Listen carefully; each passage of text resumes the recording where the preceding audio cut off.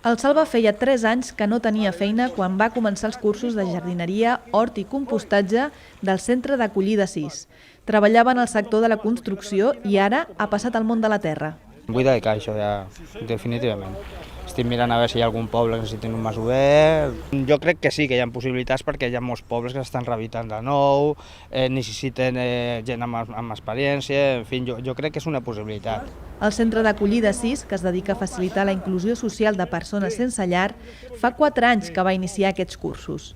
Van començar en una finca del Putxet cedida per l'Ajuntament i ara, gràcies a un conveni amb la Universitat de Barcelona, han aconseguit aquest espai a la finca d'Agustí Pedro Pons.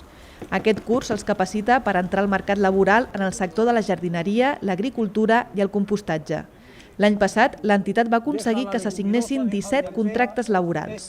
Són contractes puntuals, però en aquest sentit li dona l'oportunitat de sentir-se productius i en alguns casos, complementant aquest contracte amb una renta mínima d'inserció, tenen els ingressos suficients per poder ser autònoms. Però sobretot, tots necessitem sentir-nos productius i això forma part d'aquesta capacitació de les persones que estem atenent. L'experiència és de que si dubtàvem de que si vindrien cada dia a classe, després dels 3 anys no han fallat. Han vingut cada dia, vol dir que s'ho passen bé, vol dir que per un dia que no vinguin quasi crec que els hi sap greu no poder venir i jo crec que al final la valoració és de que sobretot volen venir i això és el millor.